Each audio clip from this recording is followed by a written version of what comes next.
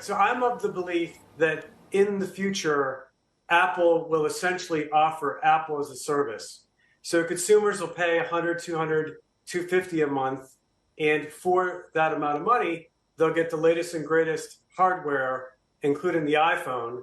And then that essentially will enable Apple to sell the iPhone for north of 2000 because the consumer won't think about it that way. They'll just think about their monthly Apple bill.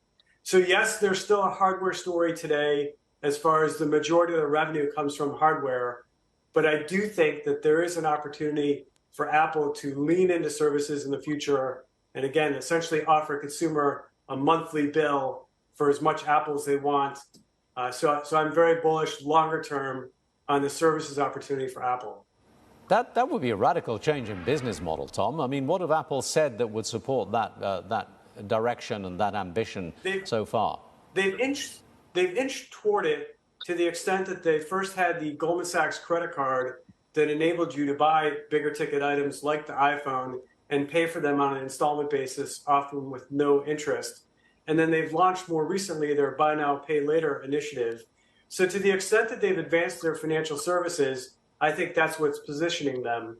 Now, it may be unfair to compare it with cable, given the cord cutting you're seeing in cable, but I liken it to that. Not many consumers know how much their Samsung set-top box cost, but they know what their monthly cable bill is. So in this case, they'll have a monthly bill from Apple, but they may care less about the hardware that they're paying for in that bill. So I think they're inching toward it with their financial services efforts. Whether or not they'll fully roll it out remains to be seen.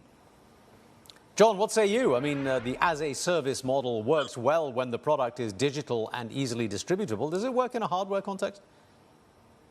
Yeah, it's a really, I was listening to the conversation. It's a super interesting concept. I mean, clearly, if Apple was able to increase their subscription revenue, those businesses trade at a much higher multiple. So it would be a real, incredible move for them to move toward that model. I do think that we're probably a ways off from that if they were going to achieve that. So, I don't have a crystal ball if that's something that, they're planning on doing or not. But if they were able to achieve that, that would definitely be a real boost to the multiple. Because if you look at the subscription application software companies, they garner, really a much higher multiple. So it would be an interesting move for sure.